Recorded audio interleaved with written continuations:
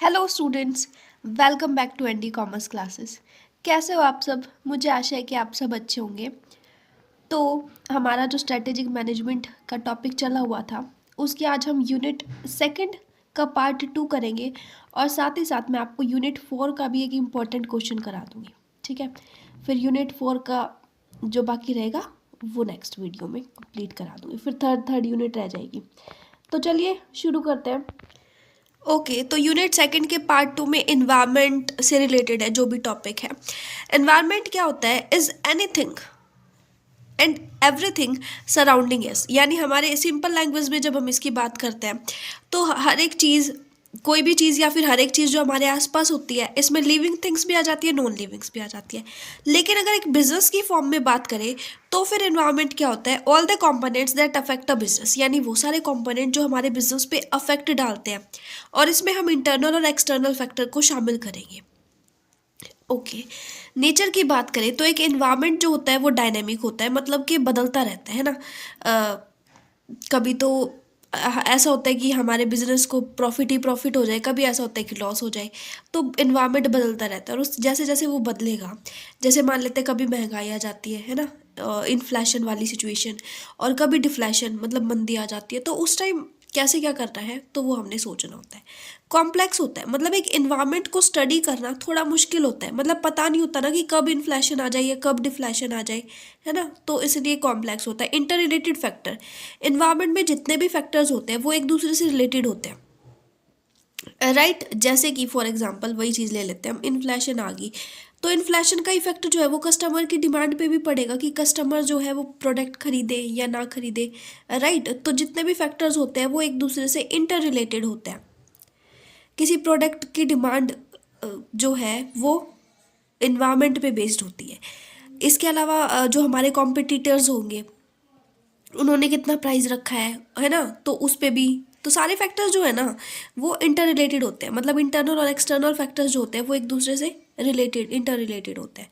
Mixtures of both internal and external factor, ठीक है, वो चीज़ हम पढ़ चुके हैं कि ये इंटरनल और एक्सटर्नल फैक्टर का मिक्सचर होता है, मतलब इसमें दोनों फैक्टर्स आते हैं। It has far reaching compact, कि मतलब ये फैला हुआ है और हम इसको समझ पाना थोड़ा सा मुश्किल है। वही चीज़ है, ये क्या कॉम्प्लेक्स से रिलेटेड है। अनसर्टेनिटी, अनसर्टेनिटी भी कॉम्प्लेक्स से रिलेटेड ही है कि भाई अनसर्टेन होता है इन्वायरमेंट, इसको स्टडी करना थोड़ा मुश्किल होता है, और कब क्या सिचुएशन आ जाए वो हम बता नहीं सकते, बिकॉज जैसे फ्यूचर अनसर्टेन होता है ना वैसे ही इन्वायरमेंट अनसर्टेन होता है। अब कंपोनेंट्स ऑफ इन्वायरमेंट, इन्वायरमेंट जो है वो कितने हिस्सों में बटा है? तो उसके दो कंपोनेंट हैं, इंटरनल और एक्सटर्नल। एक्सटर्नल जो होता है उसके भी दो सब पार्ट्स हैं, फिर माइक्रो इन्वायरमेंट और मैक्रो इन्वायरमेंट। तो चलिए इनको पढ़ते हैं।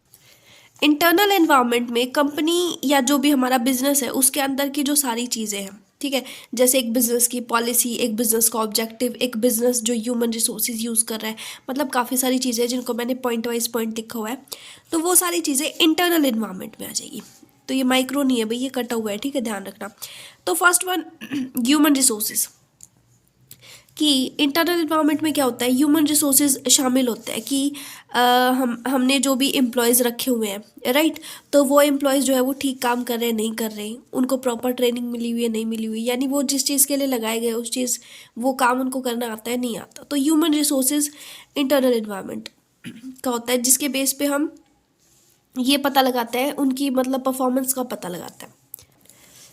एक इंटरनल इन्वायरमेंट के अंदर ऑर्गेनाइजेशनल स्ट्रक्चर भी शामिल होता है कि एक ऑर्गेनाइजेशन जो है वो कितने पार्ट्स में बटी हुई है, कितने उसकी ब्रांचेज है, उसके अंदर कितने डिपार्टमेंट्स हैं, मतलब कैसा उसका स्ट्रक्चर है वो आती है। इसके अलावा मैंने एक पॉइंट लिखा नहीं, ऑर्गेनाइजेशनल ऑब्जेक्टिव, कि एक ऑर्गेनाइजेशन का ऑब्जेक्टिव क्या है, मिशन क्या है, गोल क्या है, मतलब जो चीज़ हमें अचीव करनी है वो चीज़ इंटरनल इन्वायरमेंट के अंदर आएगी। ऑर्गेनाइजेशन का कल्चर, कि एक ऑर्गेनाइजेशन क्या एक्सपेक्ट कर रहा है कि मुझे ये चीज़ चाहिए, क्या उसके बिलीव्स हैं, क्या उसकी वैल्यू है, जैसे how we behave in an organization, ये हमें आंसर देता है कि हम ऑर्गेनाइजेशन में कैसे बिहेव करेंगे। क्या हमारी ऑर्गेनाइजेशन टीम ओरिएंटेड है या फिर इनोवेटिव है या फिर स्टेबल है, मतलब ऐसा तो नहीं है ना कि एक बार जो पॉलिसी या जो भी हमने बना दिया, ठीक है, और वो वैसे ही रहे, या फिर इनोवेटिव है कि जैसे जैसे टेक्निक चेंज हो रही है वैसे वैसे हम भी न्यू न्यू चीज़ें जो है वो अपने ऑर्गेनाइजेशन में लेके आ रहे हैं, तो वो ऑर्गेनाइजेशन कल्चर को बताता है। फिर प्रॉफिट एंड कैश फ्लो, वो भी एक इंटरनल इन्वायरमेंट का पार्ट है कि एक ऑर्गेनाइजेशन के प्रॉफिट्स यानी उसकी जो कैश वैल्यू है वो कितनी है, मतलब प्रॉफिट्स बढ़ रहे हैं, कम हो रहे हैं, या फिर क्या सिचुएशन है। तो जैसी उसकी कंडीशन है कि उसकी प्रॉफिट एंड लॉस वैल्यू या कैश वैल्यू कैसी है, तो उसके बारे में इंटरनल इन्वायरमेंट से पता चलता है। फिर मैनेजमेंट की जो मैनेजमेंट है वो इफेक्टिव है या नहीं, सही तरीके से डिसीजन ले रहा है या नहीं है, ट्रेंड है या नहीं है, एक्सपीरियंस्ड है या नहीं है, तो ये सारी चीज़ें जो है एक इंटरनल इन्वायरमेंट में आएगी। इसके अलावा ऑर्गेनाइजेशन जो पॉलिसी फॉलो करता है, जो रूल्स एंड रेगुलेशन वो फॉलो करता है, वो सारी चीज़ें भी इंटरनल इन्वायरमेंट में आएगी। अब हम बात करेंगे एक्सटर्नल इन्वायरमेंट की, जो कि मोस्ट इम्पॉर्टेंट है और पेपर में ये आया हुआ है। इसमें पूछा गया था कि एक बिजनेस या एक ऑर्गेनाइजेशन के एक्सटर्नल इन्वायरमेंट को डिफाइन करो और उसके जो फैक्टर्स हैं उनको डिफाइन करो। तो 16 मार्क्स में आया हुआ ये क्वेश्चन मोस्ट इंपॉर्टेंट क्वेश्चन है, इसलिए मैंने स्टार मार्क किया इस पर। तो एक्सटर्नल इन्वायरमेंट दो टाइप का होता है, मैक्रो एंड माइक्रो, जिनकी मैंने आगे एक्सप्लेनेशन कर रखी है। माइक्रो और मैक्रो एनवायरमेंट फैक्टर्स जो है वो फैक्टर्स है जिनको आप पहले पढ़ चुके हैं, है ना। तो बस थोड़ा बहुत इनका मैं बता दूंगी तो आप कर लोगे, ऐसी चीज़ है ये। तो माइक्रो एनवायरमेंट में कौन कौन इंक्लूड होता है, सप्लायर, कस्टमर्स, मार्केटिंग इंटरमीडियरी और पब्लिक। ठीक है, तो first one is supplier. Supplier क्या करता है भाई, सप्लाई करता है गुड्स और रॉ मटेरियल की। हमारा जो बिजनेस या हमारे जो मैन्युफैक्चरर है जो कि इन रॉ मटेरियल कच्चे माल को तैयार माल में बदलेंगे, फिनिश्ड गुड्स में, तो उनको सप्लाई करने का काम करते हैं हमारे सप्लायर। अब जो सप्लायर है वो रिलायबल होने चाहिए, मतलब उन पे हम विश्वास कर सके, ऐसे होने चाहिए, है ना। ऐसा तो नहीं है ना कि टाइम आने पे वो हमें धोखा दे जाए और हमें कोई चीज़ चाहिए, कोई रॉ मटेरियल हम कॉल करके बोलते हैं कि भाई हमें ये चीज़ चाहिए और वो कहे कि नहीं है अवेलेबल, है ना। तो ऐसा नहीं होना चाहिए, रिलायबल होनी चाहिए। एंड भाई अब एक सप्लायर पे हम भरोसा नहीं कर सकते, तो इसलिए हमें मल्टीपल सप्लायर रखने चाहिए, ताकि एक ने अगर टाइम पे धोखा दे दिया तो बाकी दो में से तो कोई सप्लाई करेगा, तो मल्टीपल सप्लायर्स रखने चाहिए। तो ये हो गया सप्लायर से रिलेटेड। नेक्स्ट हो गया कस्टमर। कस्टमर कौन होते हैं, बायर्स होते हैं, यूजर्स होते हैं, जो कि एक कंपनी या फिर बिजनेस के प्रोडक्ट को खरीदते हैं, और इन्हीं के लिए तो हम प्रोडक्ट बनाते हैं, इनकी नीड्स को, इनकी वांट्स को सेटिस्फाई करते हैं। ठीक है, तो कस्टमर लॉयल होना चाहिए, और वो लॉयल तभी होगा जब हम कस्टमर्स को सेटिस्फाई कर पाएंगे, उनकी नीड्स और वांट्स को सेटिस्फाई कर पाएंगे, तभी वो लॉयल रहेगा और तभी वो सिर्फ आपकी कंपनी के प्रोडक्ट खरीदेगा। लेकिन अगर वो आपके प्रोडक्ट से सेटिस्फाई ही ना हो तो फिर वो दूसरी कंपनी की तरफ चला जाएगा, दूसरे ब्रांड के प्रोडक्ट खरीदेगा। कंपनी एंश्योर कस्टमर सेटिस्फिकेशन, देखो मैंने लिख भी रखा है कि कंपनी को कस्टमर की सेटिस्फिकेशन को बनाए रखना है। इसके लिए वो अपनी प्रोडक्ट की क्वालिटी में चेंज लाती रहती है, मतलब हर बार नई नई इम्प्रूवमेंट करती रहती है और नई टेक्नोलॉजी अडॉप्ट करती है। मतलब ऐसा है कोई कंपनी है और वो क्या करे, टीवी बेच रही है, तो आजकल तो टीवी की जो जगह है वो एलईडी ने ले ली है ना। तो अगर वो कंपनी सिर्फ टीवी बेचती रहेगी तो फिर होली उसके कस्टमर सेटिस्फाई, मतलब जैसे जैसे नई टेक्नोलॉजी आ रही है वैसे वैसे वो कंपनी उसको अडॉप्ट कर रही है। यही है कस्टमर्स को अपनी तरफ वो करना, मतलब ठीक है, ताकि आपकी कंपनी के प्रोडक्ट खरीदे। फिर मार्केट इंटरमीडियरीज, ये कौन होते हैं, मीडिएटर्स होते हैं, ये मध्यस्थ, जैसे कि होलसेलर और रिटेलर, जो कि एक कंपनी का मैन्युफैक्चर और एक कंपनी के जो कस्टमर है, यानी ये जो प्रोडक्ट बनाता है और ये जो प्रोडक्ट खरीदता है, इन दोनों के बीच में एक लिंक क्रिएट करते हैं। कौन, हमारे होलसेलर या रिटेलर, ठीक है, हमारे मैन्युफैक्चर और कस्टमर के बीच एक कड़ी का काम करते हैं, एक लिंक का काम करते हैं। ठीक है, तो मार्केट इंटरमीडिएट भी रिलायबल होने चाहिए और हमें उन्हें अपने प्रोडक्ट जो भी हम उनको दे रहे हैं तो उसकी पूरी डिटेल देनी चाहिए ताकि कस्टमर तक पहुंच सके, और उनके थ्रू ही जो मैन्युफैक्चर है वो कस्टमर से कोई भी सजेशन ले सकता है कि भाई इस प्रोडक्ट में ये कमी है, तो फिर मैन्युफैक्चर उसको इम्प्रूव करके देगा। ठीक है, फिर अब पब्लिक। पब्लिक क्या है, पब्लिक कंज्यूमर नहीं हो सकती, क्या हो भी सकती है, लेकिन पब्लिक में इससे ब्रॉड कॉन्सेप्ट शामिल होता है, मतलब उससे भी ज़्यादा एक्सपेंडेड कॉन्सेप्ट। इसमें इन्वायरमेंटलिस्ट आते हैं, जैसे कि वो ये देखते हैं कि आपकी कंपनी जो प्रोडक्ट वगैरह बना रही है उससे हमारे इन्वायरमेंट को कोई खतरा तो नहीं है, मतलब ऐसा तो प्रोडक्ट नहीं बना रही जो कि पॉल्यूशन वाला हो या फिर ऐसा कुछ हो। वुमेन एसोसिएशन, ये वुमेन्स के राइट के रिगार्डिंग होती है, जो देखती है कि आपकी कंपनी कुछ ऐसा तो नहीं कर रही जिससे कि वुमेन के राइट को कुछ नुकसान पहुंचे, या फिर आपकी कंपनी में जो काम करने वाली वुमेन एम्प्लॉयज़ हैं उनके साथ सही तरीके से ट्रीट किया जा रहा है, नहीं किया जा रहा। कंज्यूमर प्रोटेक्शन ग्रुप, ये कंज्यूमर के प्रोटेक्शन के लिए होते हैं कि भाई आप कोई ऐसा प्रोडक्ट तो नहीं बना रहे जो कि कंज्यूमर के लिए हैज़र्ड्स हो, मतलब खतरनाक साबित हो, तो ऐसा नहीं होना चाहिए। इसलिए पब्लिक एक मेन माइक्रो इकोनॉमिक फैक्टर है। नेक्स्ट हम देख लेते हैं मैक्रो इकोनॉमिक फैक्टर। तो इसमें ये टॉपिक्स भी वो हैं जिनके बारे में मुझे ज़्यादा एक्सप्लेन नहीं करना पड़ा, क्योंकि ये टॉपिक्स भी हम पढ़ चुके हैं पहले, बड़े मज़ेदार और इंटरेस्टिंग टॉपिक है। जैसे लीगल इन्वायरमेंट, तो कोई भी बिजनेस है, कोई भी कंपनी है, वो लीगल इन्वायरमेंट को देखते हुए और फिर कोई भी डिसीजन वगैरह लेती है ना, कि भाई जहाँ पे हम बिजनेस स्टार्ट करने वाले हैं इंडिया में, या जहाँ पे भी है ना, तो वहाँ का लीगल इन्वायरमेंट कैसा है, वहाँ पे कैसे रूल्स रेगुलेशन वगैरह फॉलो होते हैं। जैसे कि पॉल्यूशन के रिगार्डिंग नॉर्म्स है कि इतना आप कर सकते हो, इससे ज़्यादा नहीं। जैसे कि आप अपना बिजनेस ऐसे एरिया में लगाओ, आप अपना बिजनेस ऐसे एरिया में लगाओ जहाँ पे ज़्यादा पॉल्यूशन ना हो, तो मतलब जो जहाँ पे लोग रह रहे हैं उस एरिया से इतने किलोमीटर दूर आप अपना बिजनेस लगाओ, तो वो लीगल इन्वायरमेंट में आ जाएगा। पॉलिटिकल इन्वायरमेंट की पॉलिटिकल जो इशू है वो भी बड़ा इंपॉर्टेंट है, क्योंकि हर बार ऐसा होता है कि आपने तो अपना बिजनेस लगा लिया है ना, लेकिन पॉलिटिकल पार्टीज भी तो चेंज होती रहती है, कभी कोई पार्टी आएगी कभी कोई, और हर एक नए नए रूल्स लेके आती है ना।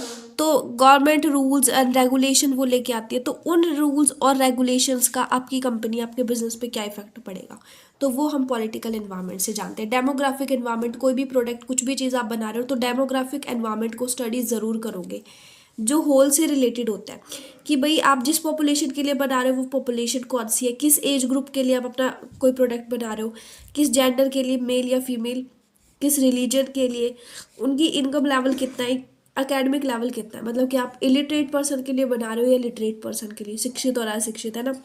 तो वो सारी चीज़ें, डेमोग्राफिक एनवायरनमेंट की स्टडी बड़ी ज़रूरी होती है। फिर उसके बाद इकोनॉमिक एनवायरनमेंट, कि आप जो प्रोडक्ट बना रहे हो उस पर टैक्स चार्ज कितने हैं, और इन्फ्लेशन है या नहीं है, इकोनॉमिक पॉलिसीज़ कौन सी फॉलो करनी है।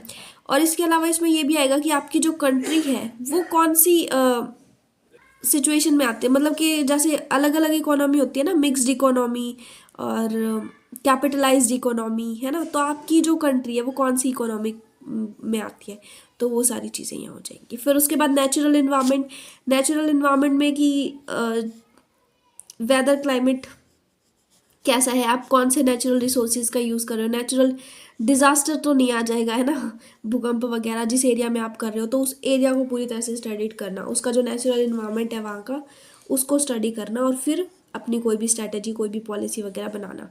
टेक्नोलॉजिकल इन्वायरमेंट भी आपके बिजनेस पे अफेक्ट डालता है, क्योंकि नई नई टेक्नोलॉजी आती रहती है, और अगर आप इस जैसे जैसे इन्वायरमेंट चेंज हो रहा है वैसे वैसे आप टेक्नोलॉजी अडप्ट अगर नहीं करते, पीछे रह जाते हो, तो फिर दिक्कत हो सकती है आपके बिजनेस को सर्वाइव करने में। साथ के साथ जैसे जैसे चेंज हो वैसे वैसे आपको करना है। ठीक है, नेक्स्ट देख लेते हैं। तो ये सेकंड यूनिट का लास्ट टॉपिक रहता है हमारा, एनवायरमेंटल स्कैनिंग।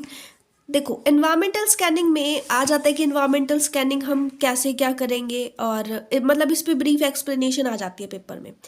तो इसमें एक तो इसकी टेक्निक्स आ जाती हैं एनवायरमेंटल स्कैनिंग की, जो कि बहुत ही आसान आसान है, ज़्यादा मुश्किल नहीं है। और इसमें आप क्या लिखोगे, पहले थोड़ा सा पढ़ लेते हैं फिर बताते हैं। देखो, study of the environment of a business unit, एक बिजनेस यूनिट का जो एनवायरनमेंट है, जो जैसे कि अब हम पीछे पढ़ के आए हमारे फैक्टर्स जो थे, तो उसको स्टडी करना एनवायरमेंटल स्कैनिंग कहलाता है, ताकि आपका जो बिजनेस है वो सर्वाइव कर सके, है ना, और उसको जो भी नई नई अपॉर्चुनिटी है उसको वो गेन कर सके, इसके लिए होता है ये। इसमें इंटरनल और एक्सटर्नल दोनों तरह के इन्वायरमेंट शामिल होते हैं एनवायरमेंटल स्कैनिंग में। और इसमें कुछ चीज़ें हैं, 3 चीज़ें हैं जो बड़ी इंपॉर्टेंट है, 2 मार्क्स के बिहाफ पे भी और वैसे भी।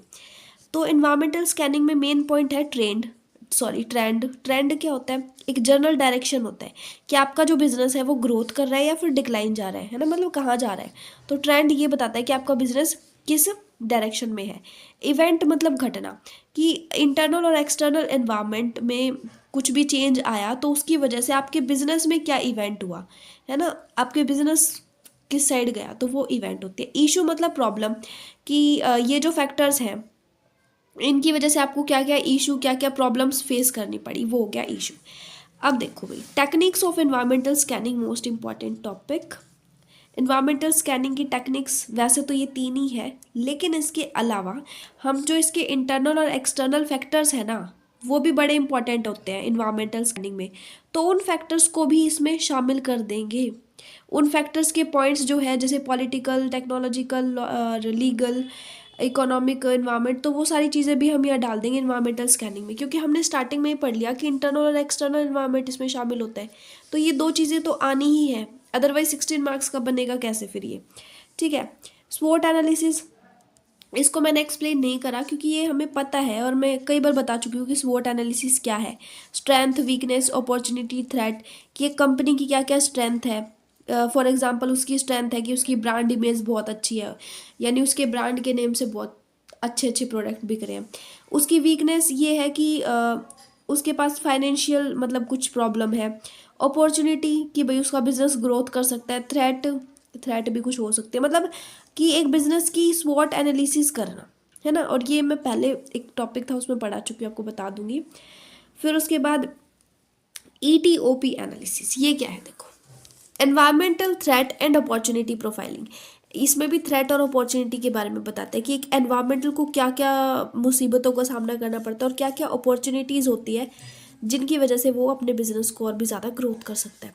तो एक ऑर्गेनाइजेशन जो होता है उसको अपने एनवायरमेंट को मॉनिटर करना होता है कि एक एनवायरमेंट से क्या क्या थ्रेट होंगी और क्या क्या अपॉर्चुनिटी होंगी, to identify opportunity and threat that affecting the business.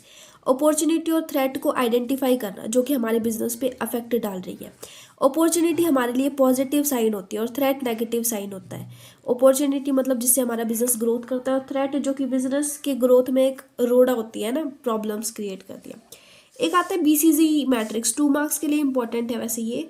और ये आई थिंक CDLU यूनिवर्सिटी था, उसमें 16 मार्क्स में भी आया था, बट इसके ऊपर ज़्यादा टॉपिक था नहीं, मतलब कि अभी तो मुझे मिला नहीं इसके ऊपर ज़्यादा, तो जितना है उतने के हिसाब से हम कर लेते हैं। BCG मैट्रिक्स क्या है, इसकी फुल फॉर्म है Boston consultancy group growth share matrix. Boston consultancy group growth share matrix, BCG जो है उसको डेवलप करा बोस्टन कंसल्टेंसी ग्रुप में 1970s में।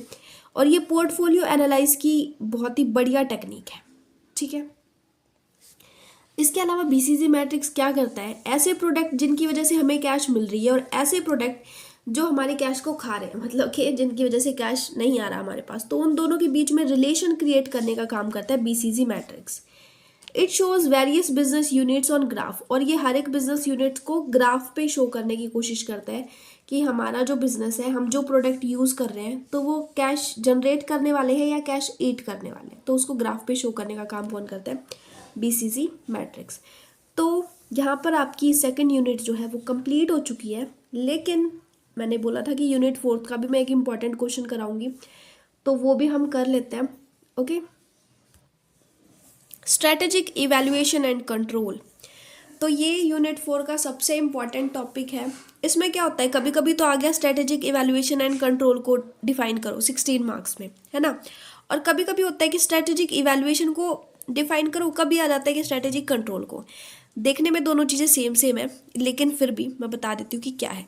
The term control and evaluation are often used with the same meaning, generally same meaning होता है, लेकिन इनको डिफाइन मतलब डिस्टिंग्विश भी किया जाता है, मतलब इनको इनमें डिफरेंस भी निकाला जा सकता है। कैसे? कंट्रोल क्या है, एक फीडबैक प्रोसेस है जिसमें हमें पता चलता है कि हमारा जो प्लान चल रहा है वो काम ठीक से कर रहा है या नहीं कर रहा, और हम फ्यूचर के लिए क्या प्लान बना सकते हैं, तो वो आता है कंट्रोलिंग में। इसका मतलब हमें अपने टारगेट पे ध्यान रखना होता है, यानी keeping on target is known as control. और इवैल्यूएशन क्या है, इवैल्यूएशन का मतलब जो रिजल्ट हमारा निकला है ना उसको रिव्यू करना कि वो रिजल्ट सही आया या नहीं आया। इसके अलावा ये चीज़ भी है कि to determine how well intended objective are achieved, कि जो ऑब्जेक्ट हमने रखे थे क्या हम उनको अचीव कर पाए या नहीं कर पाए, तो वो आता है इवैल्यूएशन में। बट अगर हम प्रैक्टिकल सेंस में देखें तो कंट्रोल और इवैल्यूएशन दोनों के दोनों एक दूसरे से रिलेटेड है, ठीक है। इसीलिए अगर ये क्वेश्चन आ जाए कि स्ट्रेटेजिक इवैल्यूएशन कंट्रोल को डिफाइन करो, तो थोड़ा सा ये करके और फिर आगे जो भी दे रखा होगा, प्रोसेस दे रखी होगी या टेक्निक्स दे रखे होंगे, यही 2 क्वेश्चन आते हैं इसके साथ, तो वो कर देंगे हम, ठीक है। Strategic evaluation and control is the last stage of strategic management process. Strategic management process की लास्ट स्टेज होती है ये कंट्रोल और इवैल्यूएशन। सो देख लेते हैं कि इवैल्यूएशन और कंट्रोल जो प्रोसेस है वो कैसे क्या कुछ है। सबसे पहले क्या होता है, हमारे जो मैनेजमेंट होगा वो कोई टारगेट सेट करेगा, कोई स्टैंडर्ड फिक्स करेगा। जैसे कि हमने हमारी जो बिजनेस है उसके 10,000 कुछ प्रोडक्ट है वो हमने सेल करने हैं। फिर हम एक्चुअल परफॉर्मेंस मेज़र करेंगे कि स्टैंडर्ड हमने जो फिक्स करा था उतनी आई क्या एक्चुअल परफॉर्मेंस। मान लेते हैं कि एक्चुअल परफॉर्मेंस आई 9,000 कुछ, मतलब 10,000 हम नहीं बेच पाए, 9,000 सेल हुए। फिर डेविएशन कि इन दोनों के बीच में डिफरेंस कितना है, 1,000 का डिफरेंस आया, ठीक है। अब वो जो डेविएशन है वो हुए क्यों, क्या हमारे प्रोडक्ट की क्वालिटी अच्छी नहीं थी, या फिर प्राइस ज़्यादा थे, या फिर हमने मार्केटिंग अच्छे से नहीं करी, मतलब एडवर्टाइजिंग अच्छे से नहीं करी, तो क्या था। तो वो जो रीज़न है उस रीज़न के बारे में हम पता लगाएंगे और उसके बाद हम मॉडिफिकेशन कर देंगे उस रीज़न के अकॉर्डिंग, ताकि हम दोबारा से फिर टारगेट सेट कर देंगे। ये सारी चीज़ चलती रहती है। ये मॉडिफिकेशन और टारगेट सेट करना, इसी के अंदर आता है हमारा इवैल्यूएशन और कंट्रोल। मतलब यही जो चीज़ है ना, यही है इवैल्यूएशन और कंट्रोल, ठीक है। Evaluation control, okay. तो ये हमारी प्रोसेस थी जो कि इम्पॉर्टेंट है पेपर के बिहाफ से। उसके बाद है techniques of evaluation and control of strategy, कि भाई इनकी टेक्निक्स कौन कौन सी होती है। तो ये टेक्निक्स 2 मार्क्स के हिसाब से भी बहुत इंपॉर्टेंट है और 16 मार्क्स के हिसाब से तो है ही, इसीलिए मैंने इतने स्टार मार्क्स कर रखे हैं। So management information system, first technique है हमारी MIS। MIS क्या है, study of people, technology, organization and the relationship among them, कि पीपल्स को, टेक्नोलॉजी को और ऑर्गेनाइजेशन को स्टडी करना, ठीक है, और फिर उनके बीच रिलेशन बताना। ये मैनेजमेंट इंफॉर्मेशन सिस्टम है कि हमारे जो एम्प्लॉयज़ है, शेयर होल्डर्स है, इन्वेस्टर्स है, कॉम्पिटिटर्स है, कैसे क्या मतलब वो कर रहे हैं, और टेक्नोलॉजी नई है पुरानी है, हमारा बिजनेस दूसरे बिजनेस से कितना अच्छा या बुरा चल रहा है, तो वो सारी चीज़ें स्टडी करना और उनके बीच रिलेशनशिप बताना मैनेजमेंट इंफॉर्मेशन सिस्टम में आता है। इसके अलावा ये डिसीजन मेकिंग में हेल्पफुल होता है, क्योंकि हमने ये सारी चीज़ें, जब इनके बीच में रिलेशन हमने पता लगा लिया, इन सब चीज़ों को स्टडी कर लिया, तो अब हम स्ट्रेटजी बना पाएंगे, डिसीजन ले पाएंगे। कोऑर्डिनेशन का हमें पता चल जाएगा कितना कोऑर्डिनेशन है, कितना नहीं है, सहयोग मतलब है ना, आपसी सहयोग, और कंट्रोलिंग हम कर पाएंगे। अल्टीमेट गोल क्या होता है MIS यूज़ करने का, ताकि हम अपने बिजनेस की जो वैल्यू है उसको इंक्रीज कर सके, अपने बिजनेस के प्रॉफिट को बढ़ा सके। ओके, जैसे कि ये ऑर्गेनाइजेशन है, इस ऑर्गेनाइजेशन के अंदर इस ऑर्गेनाइजेशन को स्टडी करना, और इस ऑर्गेनाइजेशन के अंदर जो पीपल्स काम कर रहे हैं उनको स्टडी करना, जो टेक्नोलॉजी हम अडॉप्ट कर रहे हैं उनको स्टडी करना, उनके बीच में जो रिलेशन है उनको बताना, ठीक है भाई। फिर है बेंचमार्किंग। बेंचमार्किंग क्या होता है, ये एक प्रोसेस है जो कि आपकी कंपनी की सक्सेस को दूसरे, आपकी कंपनी के जैसा ही कोई बिजनेस है उससे कंपेयर करना। फॉर एग्जांपल, आपकी कंपनी भी गारमेंट्स का बिजनेस करती है, दूसरी कंपनी भी गारमेंट्स का बिजनेस करती है, तो दोनों में कंपैरिजन करना कि दोनों में से कौन अच्छे से प्रोग्रेस कर रही है, कौन अच्छी टेक्नोलॉजी यूज़ कर रही है, और मतलब जो जो चीज़ें, जो जो कंपैरिजन हम कर सकते हैं वो सारे कंपैरिजन करना, कि इसमें कस्टमर ज़्यादा आते हैं, किसमें ज़्यादा आते हैं, किसकी ब्रांड इमेज अच्छी है, तो वो चीज़ें। और यानी जो परफॉर्मेंस गैप है उसको चेक करने का काम क्या होता है, बेंचमार्किंग का होता है। तो 2 मार्क्स के हिसाब से बड़ा इंपॉर्टेंट है ये टॉपिक। फिर है रिस्पॉन्सिबिलिटी सेंटर। हर एक बिजनेस है उसका एक रिस्पॉन्सिबिलिटी सेंटर होता है। बिजनेस के मान लेते हैं 2 पार्ट है, पार्ट 1 और पार्ट 2, और फिर पार्ट 1 का अलग रिस्पॉन्सिबिलिटी सेंटर है और 2 का अलग, ठीक है। इन दोनों की कंपैरिजन करना ही रिस्पॉन्सिबिलिटी सेंटर में आएगा। देखो इसको आगे देख लेते हैं। रिस्पॉन्सिबिलिटी सेंटर को जनरली हम 4 पार्ट्स में डिवाइड करते हैं। R for revenue, E for expenses, P for profit और I फॉर इन्वेस्टमेंट। कि रेवेन्यू के अकॉर्डिंग हमारी रिस्पॉन्सिबिलिटी कितनी रही, हमने क्या उसको फुलफिल किया, नहीं किया। एक्सपेंसेस कितने रहे, कितने होने चाहिए थे, मतलब स्टैंडर्ड और जो एक्चुअल आया उसके बीच का कंपैरिजन रिस्पॉन्सिबिलिटी सेंटर में आता है। प्रॉफिट इसी तरह से, स्टैंडर्ड हमने कितना फिक्स किया था, इतना प्रॉफिट होना चाहिए, और एक्चुअल में कितना प्रॉफिट आया। इसी तरह से इन्वेस्टमेंट। तो हर एक सेंटर जो होता है, जैसे ये 4 सेंटर है, जनरली ये 4 ही होते हैं, तो इनके अपने गोल्स होते हैं, अपने मिशन होते हैं, अपने ऑब्जेक्टिव होते हैं, अपनी प्रोसेस ये फॉलो करते हैं, और फिर उनके बीच में हम जो इवेल्युएशन और कंट्रोलिंग है वो करते हैं, ठीक है। क्लियर हुआ। जैसे मान लेते हैं कि इतना प्रॉफिट हमने फिक्स करा था, इतना प्रॉफिट हुआ, कम हुआ उससे, फिर डेविएशन आए, फिर कंट्रोल, मतलब वो पूरी प्रोसेस इन चारों के साथ चलती है। फिर है बैलेंस्ड स्कोर कार्ड। बड़ा इंपॉर्टेंट है ये भी 2 मार्क्स के हिसाब से। It is a balanced approach to performance measurement. Performance को मेजर करने की एक बैलेंस अप्रोच होती है।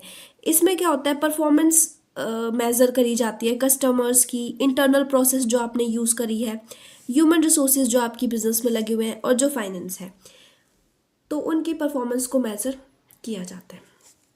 फॉर एग्जांपल, हम कस्टमर की परफॉर्मेंस को मेज़र कर रहे हैं, तो इसमें हम देखेंगे कि कस्टमर सेटिस्फाई है या डिससेटिस्फाई है।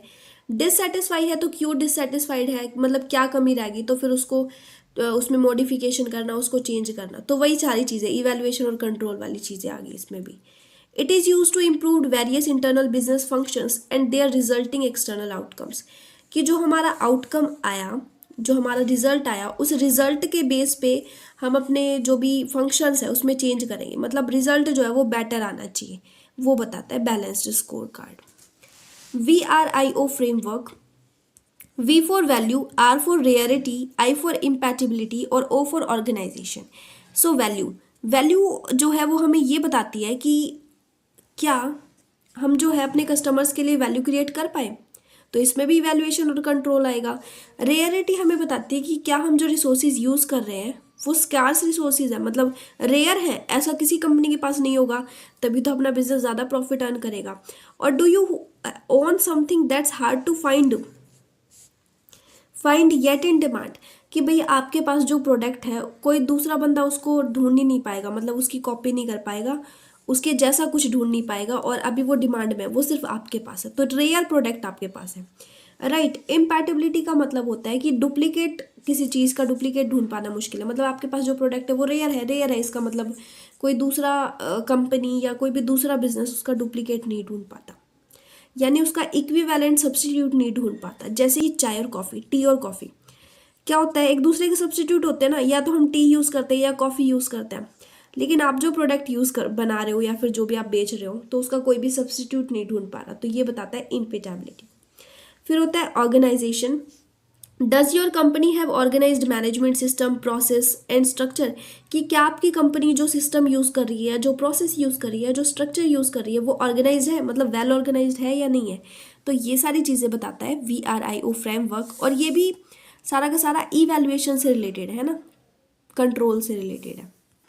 इवैल्यूएशन और कंट्रोल में नेक्स्ट आता है स्वोट एनालिसिस, जिसमें आप स्ट्रेंथ, वीकनेस, अपॉर्चुनिटी और थ्रेट को इवैल्यूएट करते हो, और स्ट्रेंथ पे आपका कंट्रोल है, वीकनेस पे आपका कंट्रोल है, वीकनेस को आप कम करने की कोशिश करोगे, अपॉर्चुनिटी आप अचीव करना चाहोगे, और थ्रेट से आप मतलब सामना करना चाहोगे, उनसे बचना चाहोगे, तो वो स्वोट एनालिसिस हो जाएगा। फिर गैप एनालिसिस क्या करता है, और एक ऑर्गेनाइजेशन की करंट पोजीशन क्या चल रही है, और वो चाहता कैसा है, कि मेरे को मतलब मेरा गोल ये है कि मुझे यहाँ ये चीज़ अचीव करनी है, लेकिन करंट पोजीशन मेरी ये चल रही है, तो उन दोनों के बीच का जो गैप है वो गैप एनालिसिस में मेजर करा जाता है। मेजरमेंट ऑफ परफॉर्मेंस को मेजर करता है, मेजरमेंट ऑफ प्रॉफिट को मेजर करता है। ये भी बिल्कुल, अगर आप इसको ध्यान से देखो तो वही नहीं है, स्टैंडर्ड फिक्स करा, फिर जो बीच में डेविएशन यानी कि गैप आया, उस गैप को देखा, और फिर उसके बाद करंट पोजीशन और उसके, है ना, तो मतलब वो सारी चीज़ें ही चल रही है, स्टैंडर्ड और जो करंट है उसके बीच का डेविएशन, फिर कंट्रोलिंग, फिर एवैल्यूएशन, सारी चीज़ें वहीं चल रही है। फिर है पेस्ट एनालिसिस। पेस्ट में आप political factor, economic factor, social factor, technological, ये मैं पीछे पढ़ा चुकी हूँ आपको। इन्वायरमेंट के जो एक्सटर्नल फैक्टर्स थे ना, वही है ये, तो उसको मेज़र करना, क्योंकि उसी के बिहाफ पे बाकी सारा जो भी चीज़ें हैं वो चलेगी। फिर इंटरनल फैक्टर एनालाइज, ये मैंने इसलिए नहीं लिखा इसके बारे में क्योंकि ये मैं आपको सेकंड यूनिट में बता चुकी हूँ, तो वो चीज़ है ये, कि इंटरनल फैक्टर को एनालाइज करना, एक्सटर्नल फैक्टर को एनालाइज करना, और MBO, मैनेजमेंट बाय ऑब्जेक्टिव, ये एक ऐसी टेक्निक है जो कि मैनेजर अडेप्ट करते हैं ताकि वो अपने एम्प्लॉयज़ पे कंट्रोल कर सके। मैनेजर्स जो है वो एम्प्लॉयज़ के लिए गोल सेट कर देते हैं कि भाई एम्प्लॉयज़ आपको ये गोल पूरा करना है, फिर वो करते हैं चलो ठीक है, और फिर मैनेजर जो है वो फिर इवेलुएट करते हैं, कंट्रोल करते हैं कि क्या वो गोल अचीव कर पाए, नहीं कर पाए, कितना डेविएशन आया, मतलब कि कितना गैप आया उसके बीच में, फिर उसमें गोल में कुछ इम्प्रूवमेंट, कुछ चेंजेस की जाती है। तो ये जो टॉपिक है आपका मैनेजमेंट इंफॉर्मेशन सिस्टम की, sorry, techniques of evaluation and control, ये कंप्लीट हो चुकी है, ठीक है। ओके, तो आप लोगों को समझ आया होगा। अगर आप लोगों को समझ आया तो वीडियो को लाइक करना ना भूलें, और जिसने चैनल अभी तक सब्सक्राइब नहीं करा है वो चैनल सब्सक्राइब कर ले, और कमेंट बॉक्स में आप कमेंट छोड़ सकते हो, कोई दिक्कत नहीं। और थैंक यू सो मच।